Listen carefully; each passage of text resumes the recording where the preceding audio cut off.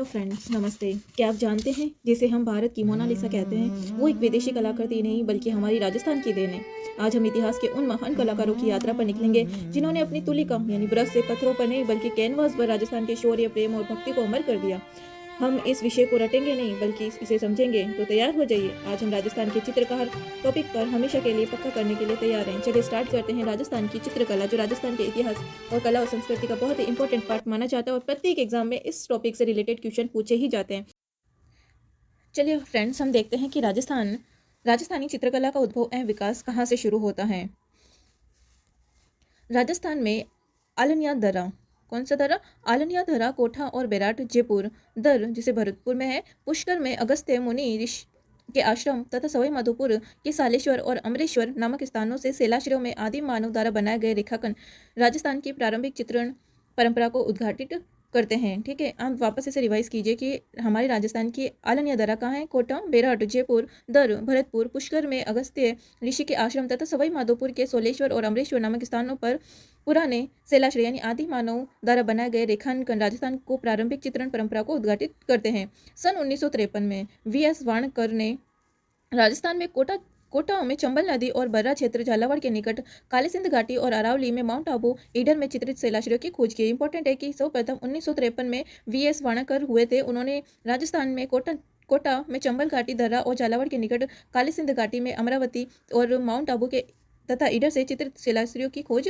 की थी। इसके बाद हम देखते हैं कि उदयपुर के पास आहड़ व गिलूड में मिली ताम्रयुगीन सभ्यता के पूरा अवशेषों में मृद भांडों पर प्राकृतिक ज्यामितीय अलंकरण प्राप्त हुए। यानी उदयपुर के अंदर आहड़ और गिलूड सभ्यता है, वहां से हमें ताम्रयुगीन सभ्यता के अवशेष मिले हैं जिनके मृद भांड पर प्राकृतिक व ज्यामितीय अलंकृत प्राप्त हुए हैं। उसके बाद हम देखते हैं कि नौह, भरतपुर, बेराट, जयपुर, सोनारी, झुंझुनू आदि लोहयुगीन सभ्यताओं के अवशेषों में मिट्टी के बर्तनों पर सलेटी व काले रंग की ज्यामितीय चित्रकारी इस बात की पुष्टि करती है कि राजस्थान में चित्रकला की लंबी परंपरा विद्यमान रही है। ठीक है, आप वापस याद रखना है कि नौह, भरतपुर, बेराट, जयपुर, सुनारी, झुंझुनू ये लोहयुगीन सभ्यताएं थे। यहाँ के जो अवशेष मिले मिट्टी के बर्तन, उसके ऊपर स्लेटी व काले रंग के ज्यामितीय चित्रकारों की बात की गई है।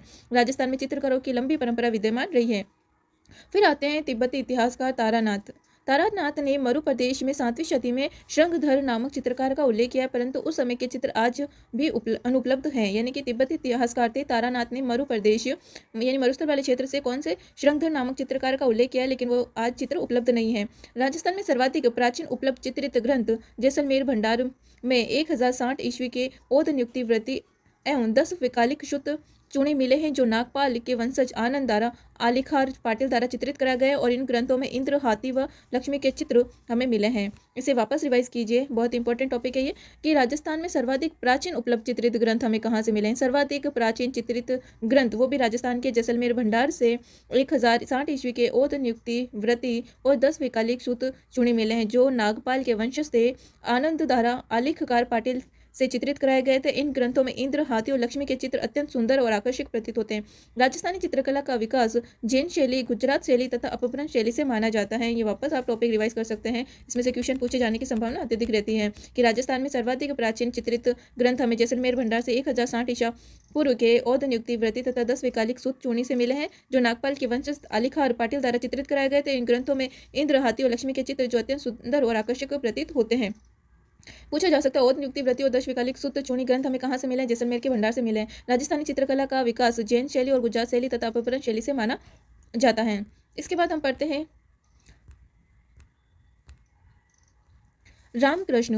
रामकृष्ण दास जी के अनुसार राजस्थानी चित्रकला का उद्भव अपभ्रंश से गुजरात एवं मेवाड़ में कश्मीर शैली के प्रभाव से तथा 15वीं शताब्दी में हुआ था। यानी रामकृष्ण दास जी कहते हैं कि राजस्थानी चित्रकला का उद्भव अपभ्रंश से और गुजरात एवं मेवाड़ में कश्मीर शैली के प्रभाव से हुआ है। राजस्थान में तो अपभ्रंश शैली से और गुजरात और मेवाड़ में कश्मीर शैली के प्रभाव से 15वीं सदी में हुआ था।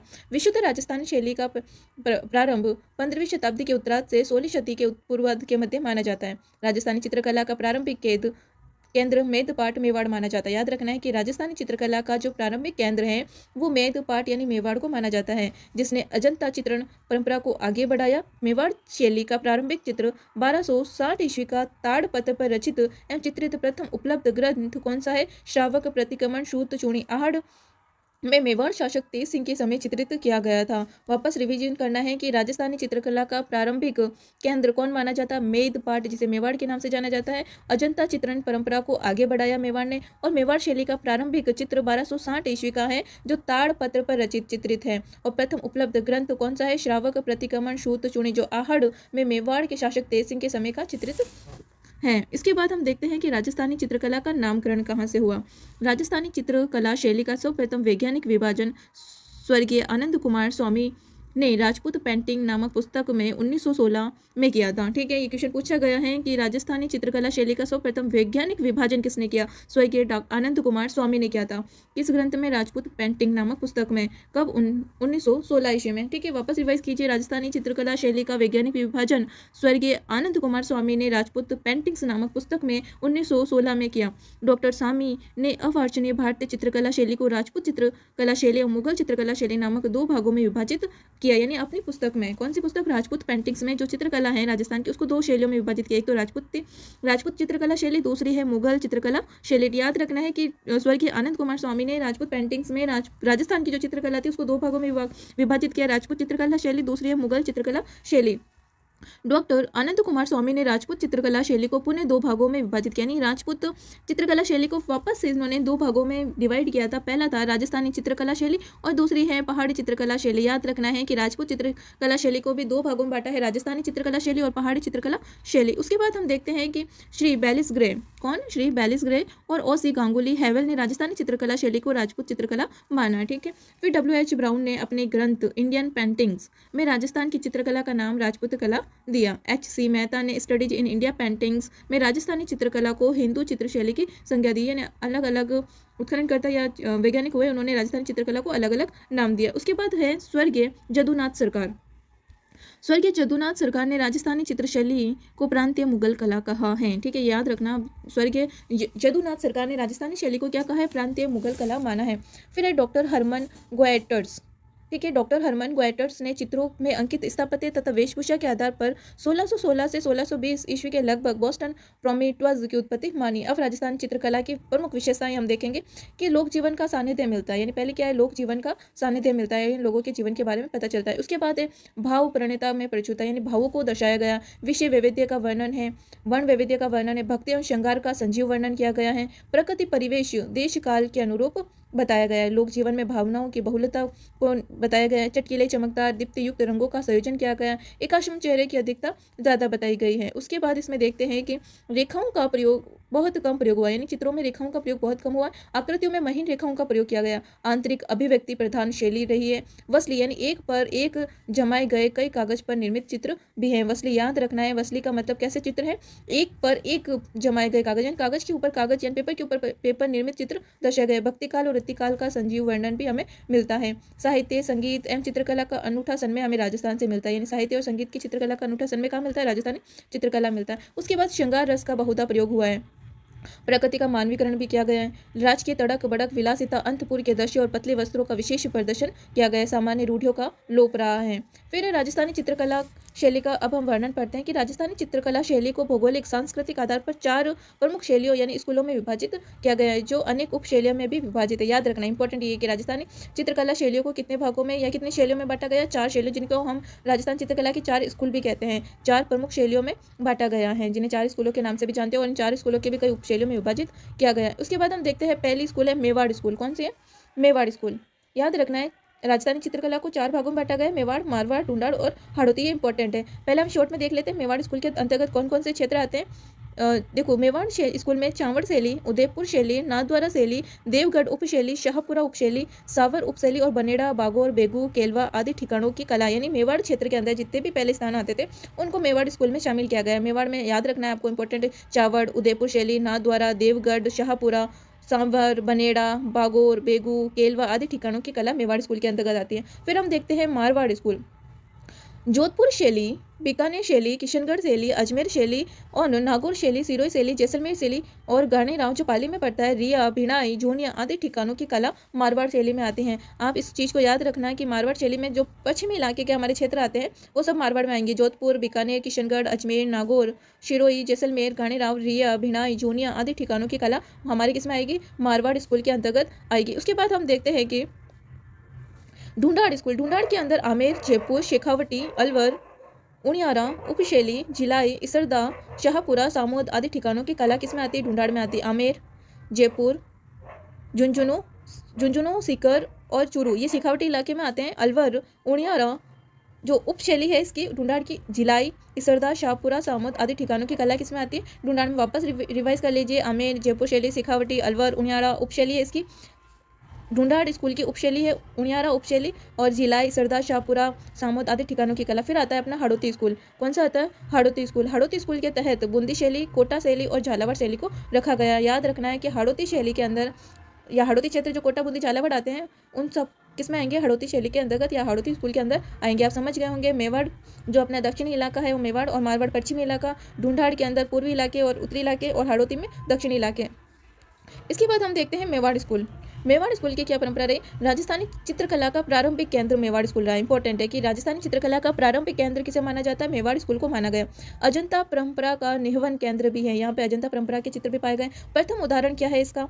कि शावक प्रतिक्रमण शूत चूणी जो 1260 ईस्वी में तेज सिंह के समय का चित्र है वो मेवाड़ स्कूल से। तो इसलिए हम इसे कह सकते हैं कि प्रारंभिक केंद्र कौन सा? मेवाड़ स्कूल है। जो सबसे बड़ा उदाहरण मिला है शावक प्रतिक्रमण शूत चूणी चित्र जो 1200 ईस्वी के समय में तेज सिंह द्वारा चित्रित किया गया था।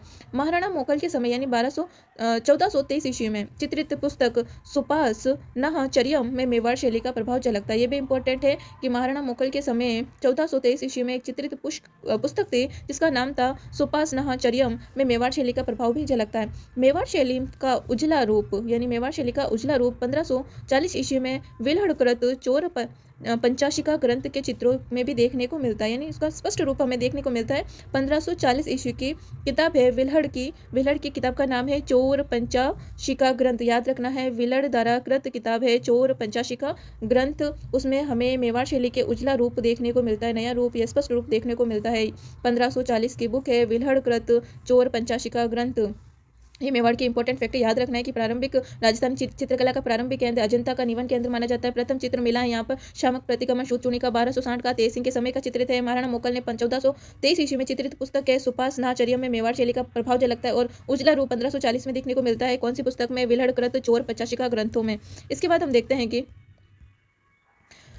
मेवाड़ शैली के प्रमुख चित्रों में से एक चंपावली विहड़ नामक चित्र प्रतापगढ़ में चित्रित है। यानी कि इसकी जो मेवाड़ शैली इसका प्रमुख चित्रों में एक चित्र है जिसका नाम है चंपावती विहड़ नामक चित्र प्रतापगढ़ में चित्रित है। डगलस बैरेट एवं बैसिल ग्रे ने चोर पंचाशिका शैली का उद्गम मेवाड़ से माना। इंपॉर्टेंट है। डगलस बैरेट और बैसिल ग्रे ने चोर पंचाशिका शैली का उद्गम किसे माना है? मेवाड़ में माना है। फिर आता है कि महाराणा कुंभा के समय का पंडित भीकम चंद्र द्वारा रचित ग्रंथ रसिकाष्टक में विभिन्न ऋतुओं तथा पशु पक्षियों के उत्तम चित्र उपलब्ध हुए जो कुंभा कालीन चित्रकला की पुष्टि भी करते हैं। याद रखना है कि महाराणा कुंभा के समय पंडित था भीकम चंद्र द्वारा रचित ग्रंथ है रसिकाष्टम। ठीक है, भीकम चंद्र द्वारा रचित ग्रंथ कौन सा है? रसिका अष्टम। किसके समय का? महाराणा कुंभा के समय। उन्होंने क्या किया? विभिन्न ऋतुओं तथा पशु पक्षियों के उत्तम चित्र उपलब्ध हुए जो कुंभा कालीन चित्रकला की पुष्टि करते हैं। उसके बाद हम देखते हैं यानी मेवाड़ शैली के अंदर ही आता है चावड़ शैली।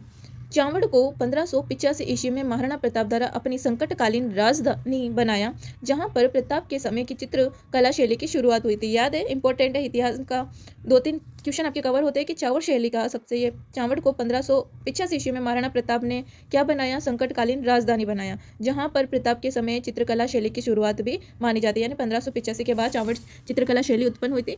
कैसे? महाराणा प्रताप ने संकटकालीन राजधानी बनाया था और महाराणा प्रताप ने यहाँ से चित्रकला की शुरुआत भी की थी।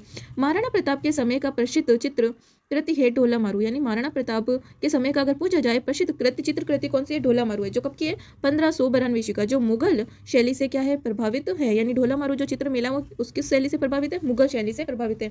ये कृति वर्तमान में राष्ट्रीय संग्रहालय नई दिल्ली में सुरक्षित है। याद रखना है कि महाराणा प्रताप का समय का प्रसिद्ध चित्र कृति है ढोला मारू 1592 का है जिसमें मुगल शैली से प्रभावित है। ये कृति वर्तमान में राष्ट्रीय संग्रहालय नई दिल्ली में सुरक्षित है। फिर महाराणा अमर सिंह के काल में मेवाड़ की राजधानी चावड़ में 1605 ईस्वी में चित्रकार निसारुद्दीन ने रागमाला का चित्रण किया था। इंपॉर्टेंट है ये भी कि महाराणा अमर सिंह के काल में मेवाड़ की राजधानी चावड़ और चावड़ में 1605 ईस्वी में चित्रकार हुए थे निसारुद्दीन और रागमाला।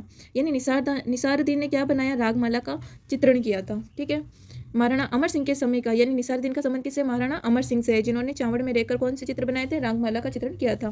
फिर आते हैं कि महाराणा अमर सिंह। महाराणा अमर सिंह के काल को चावड़ शैली का स्वर्ण काल माना जाता है। इंपॉर्टेंट है कि चावड़ चित्र शैली का स्वर्ण काल किसके काल को माना जाता है? महाराणा अमर सिंह के काल को माना जाता है।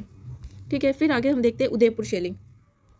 उदयपुर शैली मेवाड़ शैली का प्रमुख केंद्र था उदयपुर शैली। ठीक है, याद रखना है कि मेवाड़ शैली का प्रमुख केंद्र कौन था? उदयपुर शैली था। इसके बाद उदयपुर शैली का प्राचीनतम चित्र, यानी सबसे प्राचीन चित्र उदयपुर शैली का कौन सा था? श्रावक प्रतिक्रमण सूत चूणी, जो 1260 ईस्वी में गुहिल शासक तेज सिंह के समय आहड़ में चित्रित हुआ था।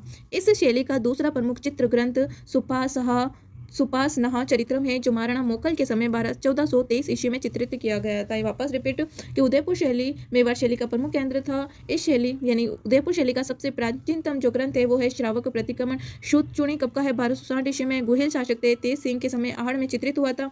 और इसी शैली का यानी उदयपुर शैली का ही दूसरा चित्र सुपासनहा चरित्रम, जो महाराणा मोकल के समय 1423 ईस्वी में चित्रित हुआ था। उदयपुर शैली का सर्वप्रथम मूल स्वरूप प्रतापगढ़ में चित्रित चोर पचाशिका नामक ग्रंथ के चित्रों में दिखाई देता है। यानी उदयपुर शैली का सर्वप्रथम मूल स्वरूप तो कहाँ से दिखाई देता है? प्रतापगढ़ में जो चित्र मिला है चोर पचाशिका नामक ग्रंथ, उसके चित्रों में दिखाई देता है। उसके बाद हम देखते हैं कि महाराणा जगत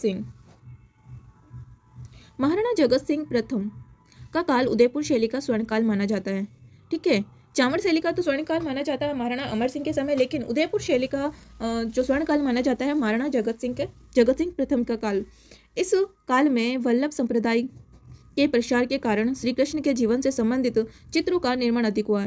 यानी इस काल में रागमाला, रसिक प्रिया, गीत गोविंद, भागवत पुराण, रामायण आदि विषयों पर लघु चित्रों का निर्माण हुआ है। महाराणा जगत सिंह के समय साहिबदीन मनोहर जैसे चित्रकार हुए। साहिबदीन ने 1655 ईस्वी में शुकर क्षेत्र, महामात्य एवं भ्रमर गीत जैसे चित्र रचे हैं। बहुत इंपॉर्टेंट, इससे क्वेश्चन पूछे जाते हैं, 2 क्वेश्चन तो पक्के हैं इसमें से। कि महाराणा जगत सिंह का जो काल था उदयपुर शैली का क्या था माना जाता है? स्वर्ण काल माना जाता है। पहला ये हो गया कि महाराणा जगत सिंह के उदयपुर शैली का काल जगत सिंह के समय माना जाता है स्वर्णकाल। महाराणा जगत सिंह के समय ही वल्लभ संप्रदाय के प्रचार के कारण श्री कृष्ण के जीवन से संबंधित चित्र बनाए गए थे। इसमें रागमाला, रसिक क्रिया, गीत गोविंद, भागवत पुराण, रामायण आदि विषयों पर लघु चित्रों का निर्माण हुआ। याद रखना है कि उदयपुर शैली से संबंधित है ये रागमाला, रसिक प्रिया, गीत गोविंद, भागवत पुराण और रामायण आदि विषयों पर लघु चित्र बने। महाराणा जगत सिंह के समय साहिबदीन और जसो एवं मनोहर जैसे चित्रकार थे। ठीक है, साहिबदीन और मनोहर का संबंध किसे? महाराणा जगत सिंह से है। साहिबदीन ने 1655 ईस्वी में सुकर क्षेत्र, महामात्य एवं भरमर गीत जैसे चित्र रचे थे। इंपॉर्टेंट है कि साहिबदीन ने 1655 में यानी जगत सिंह के समय सुकर क्षेत्र, महामात्य एवं भरमर गीत जैसे चित्र रचे थे। अब देखो उदयपुर शैली से संबंधित प्रमुख चित्रकार कौन कौन से थे। ये पूछे जाते हैं कि इन चित्रकारों का संबंध कहाँ से था। साहिबदीन, कृपाराम, मनोहर, नसीरुद्दीन, उमरा, शोबैक्स, जीवाराम और भेरूराम आदि का संबंध उदयपुर चित्र शैली से है। ठीक है, चित्रकार वापस रिवाइज। साहिबदीन, कृपाराम, मनोहर, नसीरुद्दीन, उमरा, शोबक्स और जीवाराम, भेरूराम आदि का संबंध किससे है? उदयपुर चित्र शैली से है। और उदयपुर चित्र शैली के जो चित्र बनाए गए थे उनका विषय क्या था? श्री कृष्ण लीलाओं का चित्रण था। नायक नायिका भेद, रागमाला, बारहमासा, रामायण, कादम्बरी, नल, दमयंती, गीत गोविंद और सूरसागर आदि के चित्र बनाए गए थे। ठीक है, श्री कृष्ण लीलाओं का वर्णन, नायक नायिका का भेद, रागमाला, बारहमासा, रामायण, कादम्बरी, नल, दमयंती, गीत गोविंद, सूरसागर आदि चित्र थे। फिर हम आगे देखते हैं कि महाराणा जगत सिंह के समय ही श्री कृष्ण चरित्र की भांति रामचरित्र का चित्रांकन भी हुआ था। इनका चित्रांकन हुआ था 1649 से 1653 ईस्वी के मध्य साहिबदीन और मनोहर ने किया था। ये दोनों इंपॉर्टेंट है ना, साहिबदीन और मनोहर का संबंध किससे है? जगत सिंह से है। चित्तेरों की ओवरी। ठीक है, अब चित्तेरों की ओवरी क्या है? महाराणा जगत सिंह द्वारा राजमहल में निर्मित एक चित्रशाला है। यानी महाराणा जगत सिंह में राजमहल में किसका निर्माण कराया? चित्रशाला का निर्माण करवाया। इसे तस्वीरारू कारखानों भी कहा जाता है। ठीक है, चित्तेरों की ओवरी को तस्वीरारू कारखानों भी कहा जाता है। ये एक चित्रशाला है। किसने इसका निर्माण कराया? महाराणा जगत सिंह ने इसका निर्माण करवाया था। चमकीले पीले एवं लाख के लाल रंग की प्रधानता अधिक देखने को मिलती है। उदयपुर शैली में कौन से रंगों की? चमकीले पीले एवं लाख के लाल रंग की प्रधानता है। इस शैली में हाशी पर लाल और पीले रंगों का प्रधान प्रयोग हुआ है। ठीक है, इस शैली में जो हाशिए होते हैं, लाइनें बनाई जाती है, उसमें पीले और लाल रंग का प्रयोग अधिक हुआ है। इसके अंतर्गत पुरुष आकृतियाँ, यानी उदयपुर शैली में पुरुषों की आकृति कैसे बताई गई है? गठीला शरीर है, लंबी मूछें हैं, विशाल नयन यानी बड़े बड़े आंखें, छोटा सा कद, छोटी गिवरा यानी छोटी गर्दन, कपोल तक जुल्फें आदि बताई गई है। इसके बाद हम देखते हैं कि नारी की आकृति यहाँ पे कैसे बताई गई है।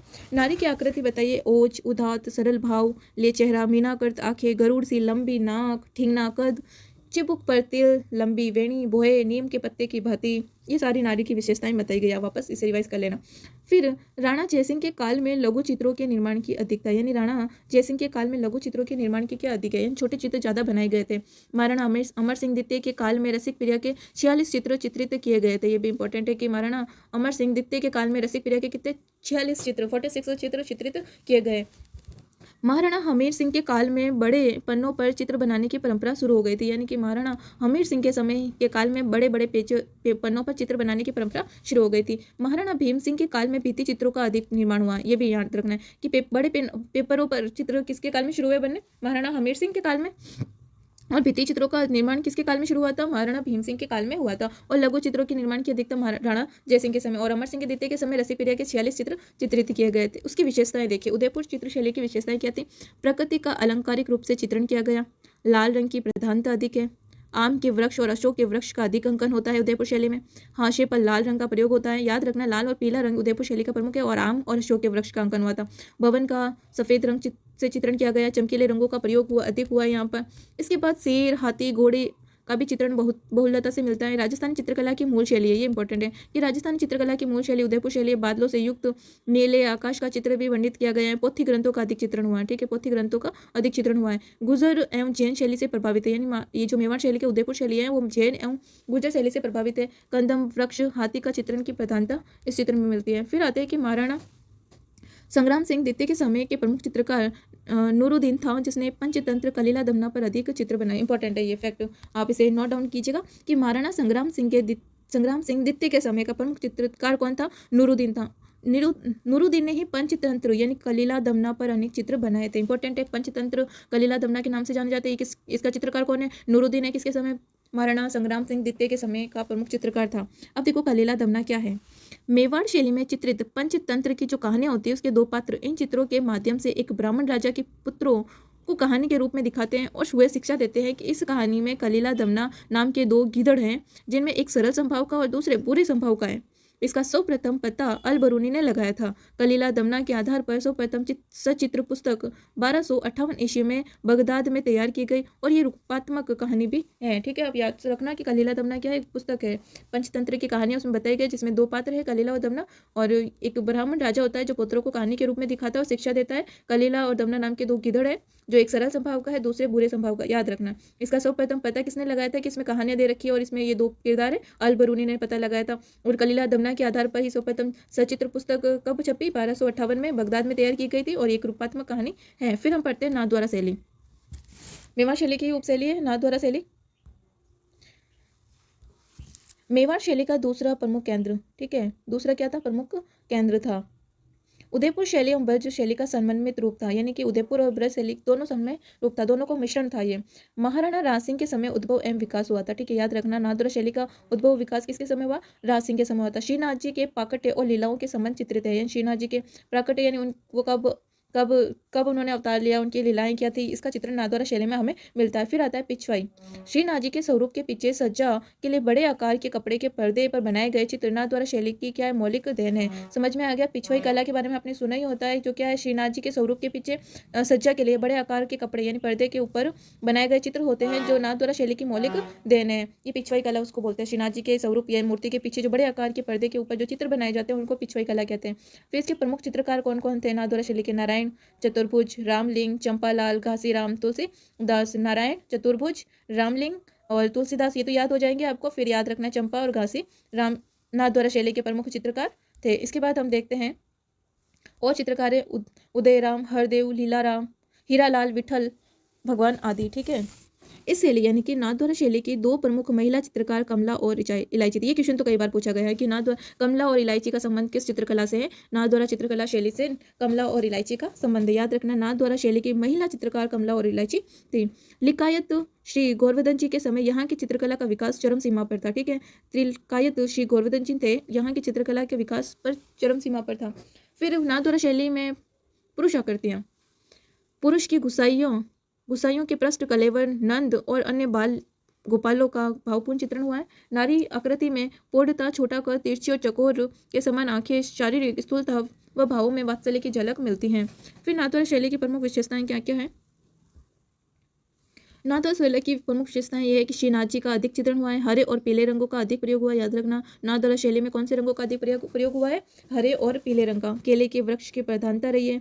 पृष्ठभूमि में संघन वनस्पतियां हैं, आसमान में देवताओं का अंकन, गायों का मनोहर अंकन और पिछवाइयां चित्रण। ठीक है, ये भगवान श्री कृष्ण से संबंधित है, तो याद रखना पीले और हरे रंग का प्रयोग। केले के वृक्ष, पृष्ठभूमि में संघन वनस्पति, आसमान से देवताओं का अंकन है, गायों का मनोहर अंकन है और पिछवाई चित्रण प्रमुख विशेषताएं हैं इसकी। इसके बाद यहाँ पे पृष्ठ मार्गीय संप्रदाय का भी प्रभाव देखने को मिलता है, यानी नाथद्वारा शैली में हमें किसका प्रभाव देखने को मिलता है? पृष्ठीय मार्गीय संप्रदाय। इंपॉर्टेंट है कि है ना, याद रखना। पृष्ठीय मार्गीय संप्रदाय का हमें प्रभाव कहाँ पे देखने को मिलता है? नाथद्वारा शैली में देखने को मिलता है। इसके बाद हम देखते हैं देवगढ़ उपशैली। कौन सी शैली? देवगढ़ उपशैली। ये भी मेवाड़ शैली की उपशैली है। महाराणा जयसिंह के राज्यकाल में रावत द्वारकाधीश चुंडावत द्वारा 1680 ईस्वी में स्थापित ठिकाना था, यानी देवगढ़ क्या था? एक ठिकाना था। किसने? महाराणा जयसिंह के राज्यकाल में हुए थे। रावत द्वारिकादास चुंडावत ने 1680 ईस्वी में स्थापित किया था देवगढ़ ठिकाना। देवगढ़ के सामंत थे 16वें उमराव, यानी देवगढ़ के जो सामंत होते थे वो क्या कहलाते थे? 16वें उमराव कहलाते थे। ये भी इंपॉर्टेंट है कि कहाँ, कौन से ठिकाने के जो उमराव सामंत होते थे वो 16वें उमराव कहलाते थे? देवगढ़ के। ठीक है, वापस याद कर लेना, देवगढ़ के सामंत 16वें उमराव कहलाते थे। इसके बाद हम देखते हैं कि देवगढ़ शैली का उद्गम द्वारिकादास चुंडावत के समय हुआ था। इसमें प्रमुख चित्रण विषय क्या था? मरुस्थल का प्राकृतिक परिवेश, शिकार के दृश्य, अंतपुर, राजसी ठाट बाट, श्रृंगार, सवारी आदि थे। चित्रों में पीले रंगों का बाहुल्य था, यानी कि देवगढ़ शैली में भी पीले रंगों का प्रयोग हुआ है। मारवाड़ शैली में सामान्यतः मारवाड़ शैली से कुछ मिलती जुलती यहाँ पे चित्र थे। मारवाड़, जयपुर, मेवाड़ की समन्वित शैली थी, यानी कि इन तीनों का मिश्रण मिलता है देवगढ़ शैली में। मारवाड़, जयपुर और मेवाड़।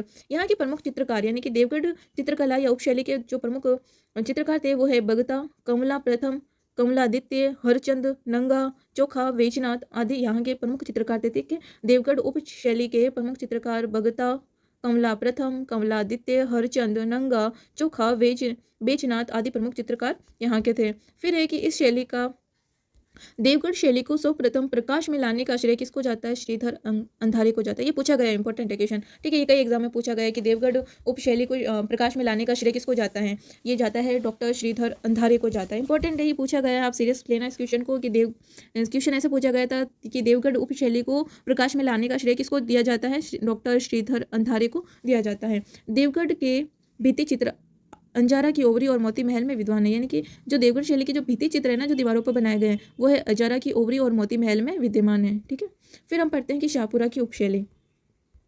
शाहपुरा उपशैली। मुगल शासक शाहजहां ने शाहपुरा को स्वतंत्र रियासत बनाया। ठीक है, याद रखना कि मुगल शासक कौन थे? शाहजहां। शाहजहां ने शाहपुरा को क्या बनाया? स्वतंत्र रियासत बनाया। यहाँ विकसित चित्रकला मेवाड़ शैली से प्रभावित है, यानी शाहपुरा की जो चित्र है, उपशैली है, उसमें कौन से चित्रों का प्रभाव ज़्यादा देखने पड़ता है? मेवाड़ शैली से प्रभावित है। शाहपुरा उपशैली में लोक जीवन का चित्रण का विशेष प्रभाव था। शाहपुरा उपशैली पढ़ चित्रण के लिए प्रसिद्ध है। ठीक है, याद रखना कि शाहपुरा उपशैली किसके लिए? पढ़ चित्रण के लिए प्रसिद्ध है। शाहपुरा के श्रीलाल जोशी, दुर्गालाल जोशी के परिवारों ने आज भी पढ़ चित्रण के माध्यम से पहचान कायम रखी है। शाहपुरा उपशैली के प्रमुख चित्रों में राजा उमेद सिंह का 1778 ईस्वी में चित्रित व्यक्ति चित्र और 1772 ईस्वी में चित्रित रागमाला सेठ लंदन में विद्यमान प्रमुख है। ठीक है, आप इसे वापस रिवाइज कीजिए कि शाहपुरा उपशैली शाहपुरा की है और शाहपुरा को किसने स्वतंत्र रियासत बनाया? शाहजहां ने। और यहाँ विकसित जो चित्रकला है वो मेवाड़ शैली से प्रभावित है। शाहपुरा उपशैली में लोक जीवन के चित्रों का विशेष प्रभाव देखने को मिलता है और शाहपुरा उपशैली पढ़ चित्रण के लिए प्रसिद्ध है। ये इंपॉर्टेंट है कि शाहपुरा उपशैली किसके लिए? पढ़ चित्र के लिए प्रसिद्ध है।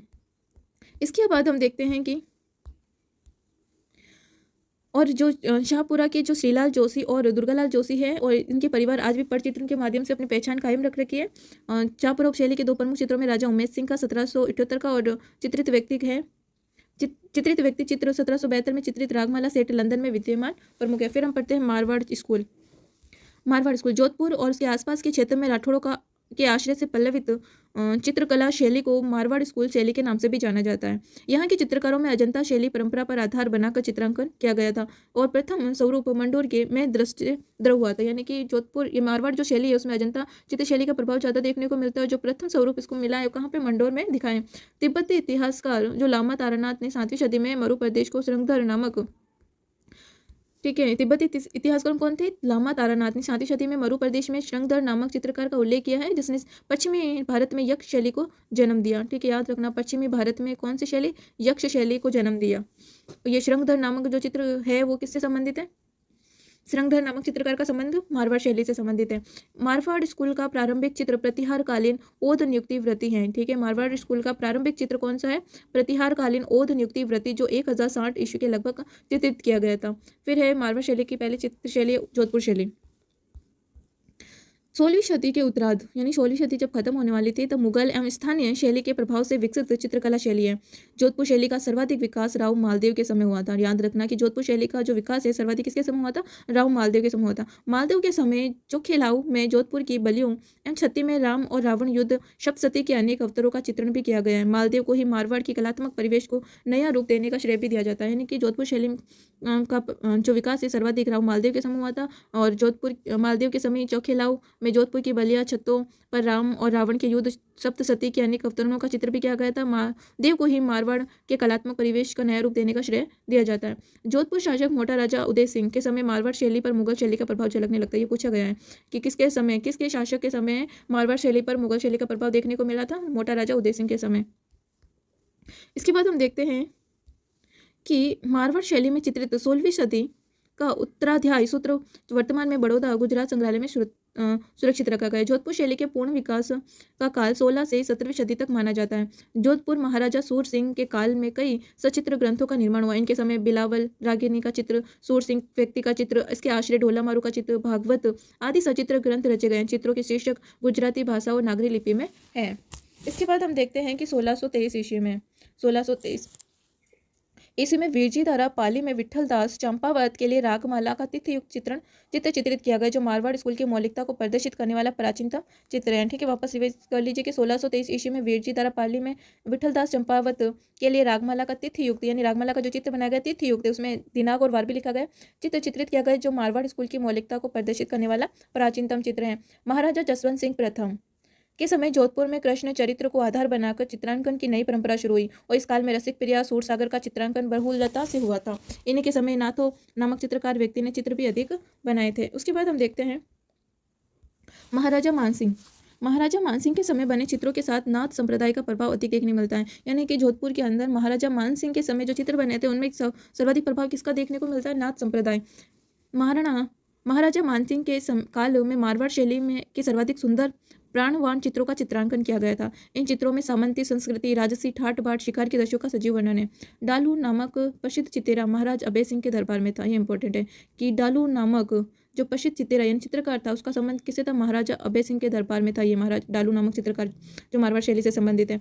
महाराजा विजय सिंह के समय प्रमुख चितेरे उदय राम और फैजल अली थे। ये भी याद रखना है कि महाराजा जोधपुर के महाराजा विजय सिंह के समय प्रमुख चित्रकार कौन थे? उदय राम और फैजल अली थे। महाराजा जसवंत सिंह के काल में करीम घासी, नाथो, नारायण दास आदि चित्रकार हुए थे। ठीक है, याद रखना महाराणा जो जोधपुर के महाराजा जसवंत सिंह के काल में प्रमुख चित्रकार कौन थे? करीम घासी, नाथो और नारायण दास प्रमुख चित्रकार थे। फिर आते अनु मनहोत्रा।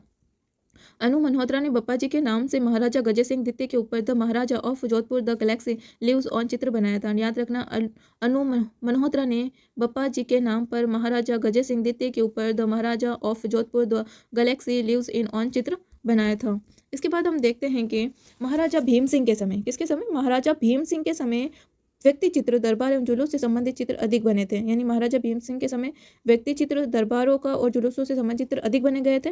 1800 ईस्वी में निर्मित दशहरा दरबार जोधपुर शैली का सुंदर उदाहरण है। ठीक है, 1800 ईस्वी में निर्मित चित्र है दशहरा दरबार जो जोधपुर शैली का सबसे सुंदर उदाहरण है।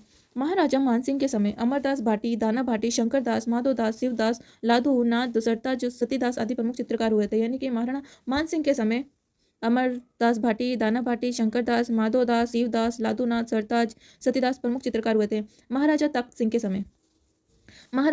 के समय जोधपुर शैली पर कंपनी शैली का प्रभाव दृष्टिगोचर होता है। याद रखना है कि जोधपुर शैली पर कंपनी शैली का प्रभाव कब दिखा? महाराजा तख्त सिंह के समय। इनके समय का प्रसिद्ध चितेरा कौन था? शंकरदास था। यानी महाराजा तख्त सिंह के समय प्रसिद्ध चितेरा था, उसका नाम था शंकरदास। महाराजा तख्त सिंह के समय सुनहरे रंगों का अधिक प्रयोग हुआ था। याद रखना है महाराजा तख्त सिंह के समय ही सुनहरा, जोधपुर शैली में सुनहरा यानी मारवाड़ शैली में सुनहरे रंग का प्रयोग हुआ था तथा चित्रों में अलंकारिता में वृद्धि हुई थी। जोधपुर शैली में राजस्थानी प्रेमाख्यान, जोधपुर शैली में कौन से राजस्थानी प्रेमाख्यान कौन कौन से थे? ढोला, मारवण, मूमल, निहालदे, उजली, जेठवा आदि थे। और राजसी ठाट बाट युक्त दरबारी जीवन, राजस्थानी परिवेश, बारहमासा, गीत गोविंद आदि चित्र भी बने हुए थे। ठीक है, गीत गोविंद, रसराज जो मतीराम द्वारा चित्रित है, आदि विषयों पर चित्रण किया गया था। अन्य बहुत चित्रकार यानी मारवाड़ चित्रकार कौन कौन थे अन्य? बिशन दास, नारायण दास, रामू अकली, मतीराम, छज्जू भाटी, देवदास, बभूत, राम सिंह भाटी आदि थे।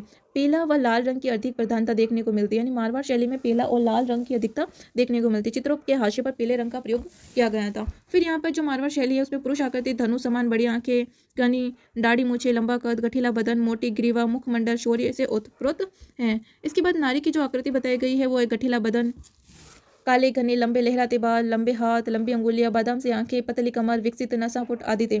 इनकी प्रमुख विशेषता क्या है? आम के वृक्ष, ऊंट, घोड़े, कुत्ते की प्रमुखता से दिखाया गया है। खंजन पक्षी की बखूबी चित्रण, ये खंजन पक्षी जो है वो मारवाड़ चित्रकला में दिखाया गया है। विद्युत रेखाओं सहित गोलाकार बड़े बादल यानी बिजलियां चमकती हुई दिखाई गई है बादलों में। बादाम से आंखें और ऊंची पाग का चित्रण, ऊंची पाग यानी ऊंची पगड़ी का। फिर है स्त्रियों के आभूषण में मोतियों की बहुलता।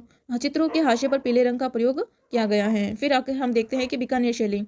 बीकानेर शैली का प्रादुर्भाव, ये मारवाड़ शैली के तहत आती है। बीकानेर शैली का प्रादुर्भाव 16वीं सदी के अंत तक माना जाता है, यानी कि इसका प्रभाव कब देखने को मिलता है? 16वीं सदी के अंत तक देखने को मिलता है। बीकानेर शैली का प्रारंभिक चित्र भागवत पुराण माना जाता है, जो महाराजा राय सिंह के समय चित्रित था। ये इंपॉर्टेंट है कि बीकानेर शैली का सबसे प्राचीन चित्र माना जाता है कौन सा प्रारंभिक चित्र? भागवत पुराण, जो राय सिंह के समय का था। बीकानेर चित्रकला की प्रमुख विशेषता है मथेरन कला और उस्ता कला। ये इंपॉर्टेंट है कि बीकानेर चित्रकला की प्रमुख विशेषता क्या है? मथेरन कला और उस्ता कला।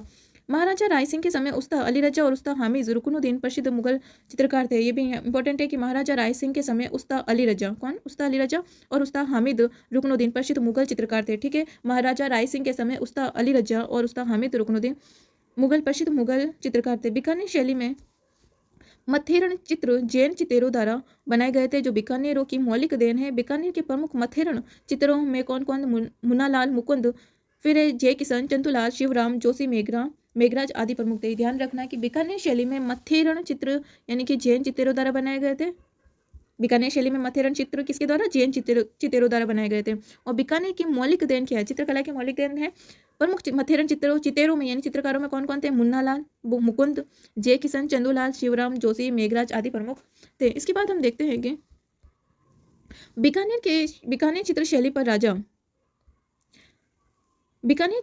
पर राजा कल्याणमल के समय मुगल प्रभाव दृष्टिगोचर होता है, यानी बीकानेर शैली पर राजा कल्याणमल के समय किसका प्रभाव दिखने लगता है? मुगल प्रभाव देखने को मिलता है। बीकानेर शैली यानी बीकानेर चित्र शैली का स्वर्ण काल महाराजा अनूप सिंह के काल को माना जाता है। इन्हीं के काल में विशुद्ध बीकानेर शैली का रूप देखने को मिलता है। याद रखना है, ये इंपॉर्टेंट है कि बीकानेर शैली का स्वर्ण काल किसके समय माना जाता है? महाराजा अनूप सिंह के समय को माना जाता है। और इन्हीं के काल में विशुद्ध बीकानेर चित्र शैली का प्रभाव भी देखने को मिलता है। इंपॉर्टेंट है कि स्वर्ण काल बीकानेर के चित्रकला में स्वर्ण काल कब का माना जाता है? महाराजा अनूप सिंह के काल को माना जाता है।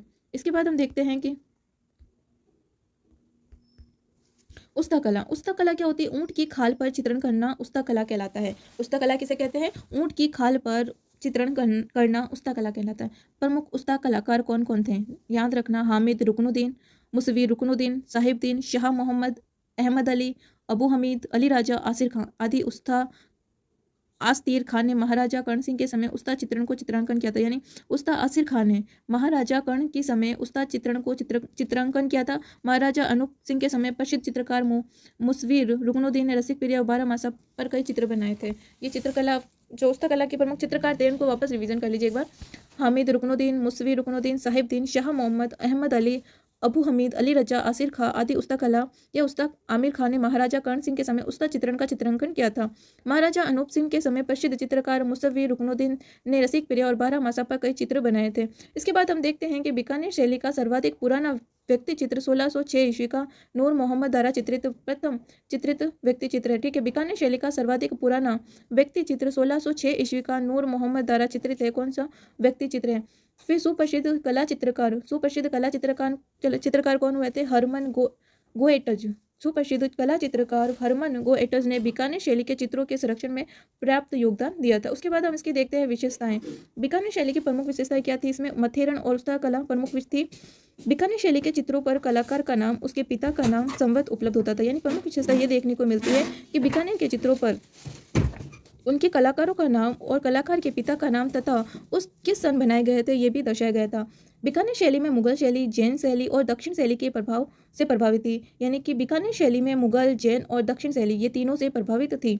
बीकानेर शैली में रेखाओं की गत्यात्मकता, कोमलांकन तथा बारीक रेखांकन विशेष रूप से किया गया था। इसके बाद हम देखते हैं कि बीकानेर शैली में चटक रंगों के स्थान पर कोमल रंगों का प्रयोग किया गया था। लाल, जामुनी, बैंगनी, बादामी आदि रंगों के प्रयोग इस शैली में किया गया था। ठीक है, वापस रिवाइज की चटक रंगों का प्रयोग की जगह कौन से रंगों का प्रयोग किया गया? कोमल रंगों के का प्रयोग किया गया था। कोमल रंग कौन कौन से थे? लाल, जामुनी, बैंगनी और बादामी रंगों का प्रयोग बीकानेर शैली में सर्वाधिक किया गया था। इसके बाद हम देखते हैं कि मोतियों के आभूषण का अधिक अंकन हुआ, यानी बीकानेर के जो आभूषण बने हुए थे उनमें मोतियों का प्रयोग अधिक हुआ था। बीकानेर शैली में आकाश को सुनहरे छल्लों से युक्त मेघांचित दिखाया गया, यानी बीकानेर शैली के अंदर जो आकाश का चित्र बनाया गया था उसमें सुनहरे छल्लों का प्रयोग किया गया था। बरसते बादलों में से सारस मिथुनों की नयनाभिराम आकृति इस शैली की प्रमुख विशेषता रही है। इसके बाद हम देखते हैं कि किशनगढ़ शैली।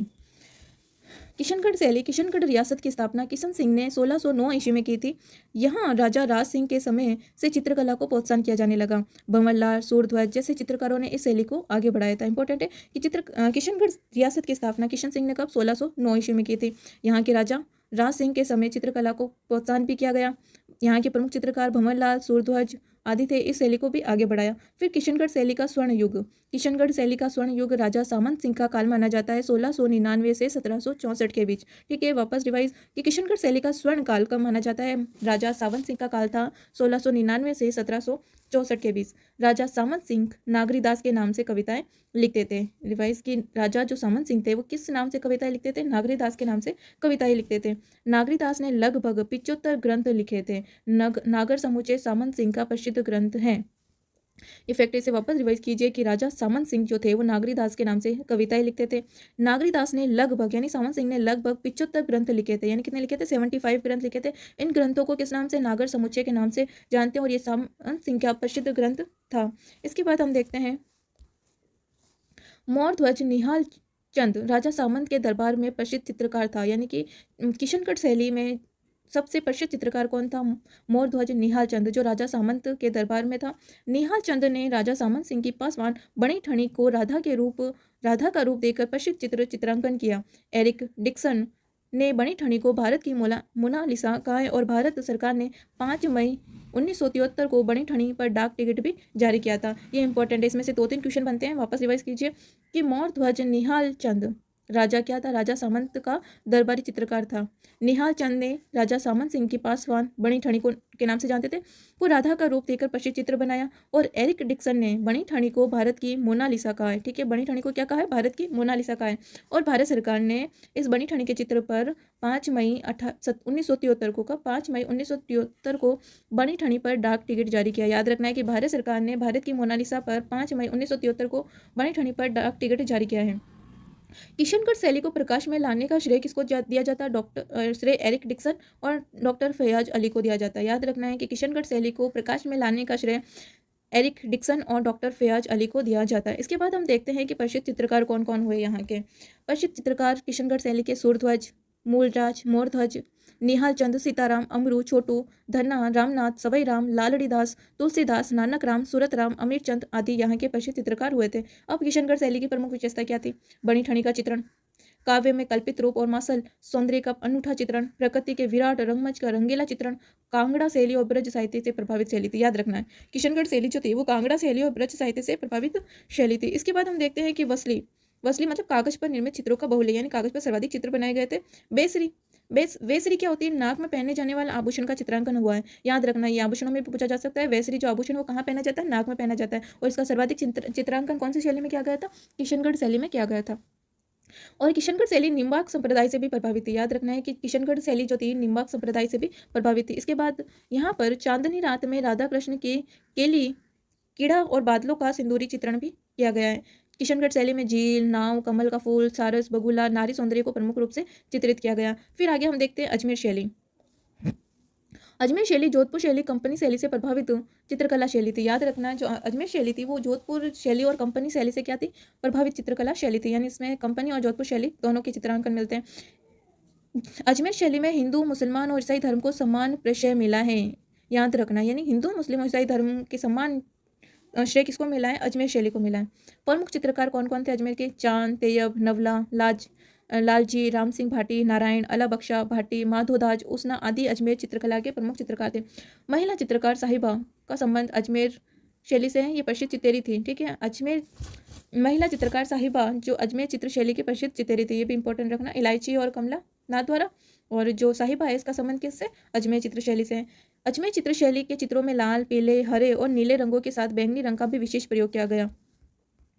अजमेर शैली के प्रमुख चित्र चांद द्वारा अंकित राजा पाबूजी का सन 1698 ईस्वी में चित्रण हुआ है। यानी कि अजमेर शैली के प्रमुख चित्रकार थे, क्या नाम था उनका? चांद। चांद द्वारा अंकित राजा पाबूजी का सन 1698 ईस्वी में चित्रित है। बीकानेर शैली की बातें नारी अंकन में अजमेर शैली के चित्रकारों ने लावण्यमय लंबा इकहरा शरीर अंकित किया है। अजमेर शैली की सबसे बड़ी विशेषता यह है कि वह एक स्थान पर केंद्रित न रहकर छोटे छोटे ठिकानों और जनसाधारण तक पहुंच स्थापित की है। अजमेर शैली की सबसे बड़ी विशेषता क्या है कि ये एक स्थान पर केंद्रित न होकर छोटे छोटे ठिकानों और जनसाधारण तक अजमेर शैली के चित्र पहुंच गए। इसके बाद हम पढ़ते हैं जैसलमेर शैली। जैसलमेर शैली के संरक्षक कौन थे? महारावल, हर्राज और अक्खे सिंह मूलराज। इंपॉर्टेंट है कि जैसलमेर शैली के संरक्षक कौन थे? महारावल, हर्राज, अक्खे सिंह और मूलराज। महारावल मूलराज द्वितीय का शासन जैसलमेर चित्रकला शैली का स्वर्णकाल माना जाता है। जैसलमेर शैली स्थानीय शैली है जिसमें जोधपुर शैली और मुगल शैली का प्रभाव नहीं झलकता। इंपॉर्टेंट है, यानी कि जैसलमेर शैली क्या है? स्थानीय शैली। यहाँ के चित्र जैसलमेर के ही बनाए गए हैं, इसमें जोधपुर शैली और मुगल शैली बिल्कुल भी देखने को नहीं मिलता है। इसके बाद हम देखते हैं कि जैसलमेर शैली में चित्रों में रंगों का बाहुल्य, बहुत अधिक चित्रों रंगों का प्रयोग जैसलमेर शैली में किया गया। मूमल जैसलमेर शैली का प्रमुख चित्र है। याद रखना है कि जो मूमल है वो जैसलमेर शैली का प्रमुख चित्र है। मूमल लोद्रवा की क्या थी? राजकुमारी थी। फिर आता है नागौर शैली। 18वीं शताब्दी के प्रारंभ में विकसित हुई थी। नागौर शैली कब विकसित हुई? 18वीं शताब्दी में हुई थी। नागौर शैली में बुझे हुए रंगों का प्रयोग अधिक हुआ है। ये पूछा जा सकता है, बुझे हुए रंगों का प्रयोग कौन सी शैली में हुआ है? नागौर शैली में बुझे हुए रंगों का सर्वाधिक प्रयोग हुआ है। पारदर्शी वेशभूषा नागौर शैली की प्रमुख विशेषता रही है। इसके बाद हम देखते हैं कि नागौर शैली के चित्रों पर जोधपुर, बीकानेर, अजमेर, मुगल और दक्षिण चित्र शैली का मिलता जुलता प्रभाव है। वृद्धावस्था के चित्रों को नागौर के चित्रकारों ने अत्यंत कुशलतापूर्वक चित्र किया। ये भी इंपॉर्टेंट है, हाईलाइट कर लीजिएगा कि वृद्धावस्था के जो चित्रों को है नागौर के चित्रकारों ने अत्यंत कुशलतापूर्वक चित्र किया है। सन 1760 ईस्वी का ठाकुर इंद्र सिंह का चित्र इस शैली का उत्कृष्ट चित्र, यानी कि सबसे उत्कृष्ट चित्र नागौर शैली का कौन सा माना जाता है? 1760 में बनाया गया था ठाकुर इंद्र सिंह का। नागौर में मुख्य रूप से साहिबों का चित्रण हुआ है। नागौर के महलों के दरवाजों पर भी लाख का चटककार अंकन हुआ है। और इसके अलावा नागौर शैली में वृक्ष की छांव में संगीत सुनते हुए युगल नायिकाएं, उद्यान और महल में मनोरंजन करती महिलाएं, घोड़ों का अद्वितीय चित्रण, बेल बूटों के बीच उड़ती हुई परियों का चित्रण अत्यंत मनोहारी प्रतीत होता है। उसके बाद हम देखते हैं सिरोही शैली। सिरोही शैली में जैन ग्रंथों के लेखन एवं चित्रण का कार्य सर्वाधिक हुआ है। ठीक है, याद रखना है कि सिरोही शैली में जैन ग्रंथों के लेखन और चित्रण का कार्य सर्वाधिक हुआ है। सिरोही शैली में सोमपुरा गुरु सा जाति के चित्रों ने जैन मुनियों की देखरेख में चित्रांकन की परंपरा को आगे बढ़ाया है। सिरोही शैली में भित्ति चित्रों की परंपरा महाराज अक्खे सिंह के समय प्रारंभ हुई थी। याद रखना है कि सिरोही शैली में भित्ति चित्रों या भित्ति चित्रण की जो परंपरा है वो किसके समय? महाराजा अक्खे सिंह के समय प्रारंभ हुई थी। इसके बाद हम देखते हैं आगे सिरोही की प्राचीन राजधानी कौन सी थी? चंद्रावती में चित्रण परंपरा का उल्लेख विमल प्रबंध नामक ग्रंथ में मिलता है। ठीक है, सिरोही की प्राचीन राजधानी चंद्रावती, यहाँ पर जो चित्रण की परंपरा का उल्लेख हमें कौन से ग्रंथ से? विमल प्रबंध नामक ग्रंथ से मिलता है। सिरोही शैली में पुरुष आकृतियां गोल चेहरे, बैठी हुई ठुड्डी, नाक, भोए, आंख पर आदि कम नुकीली पतली मूछें, छोटा कद है। और नारी की आकृति ठीकनी, गोल चेहरा, माशल शरीर, कम नुकीली नाक, मोटी आंख, पीपल के पात जैसा पट आदि प्राप्त हुआ है। फिर सिरोही शैली में प्रकृति परिवेश वहद चित्रण नहीं मिलता है। याद रखना है कि सिरोही शैली में प्रकृति परिवेश का वहद चित्रण नहीं मिलता है। फिर सिरोही शैली में लाल, पीले, हरे, काले रंगों का प्रयोग अधिक हुआ है। देखो पहली बार आया, लाल, पीले, हरे और काले रंगों का प्रयोग अधिक हुआ है। इस शैली में चटकदार रंगों का भी प्रयोग हमें मिलता है। फिर हम पढ़ते हैं तीसरी स्कूल आ गई है ढूंढाड़ शैली। वैसे बहुत लंबा हो गया, हम यहीं पर इस वीडियो को फिनिश करते हैं और बाकी की जो 2 स्कूलें बची हैं वो हम कल सेकेंड पार्ट में पढ़ेंगे। चलिए, थैंक यू देखने के लिए वीडियो।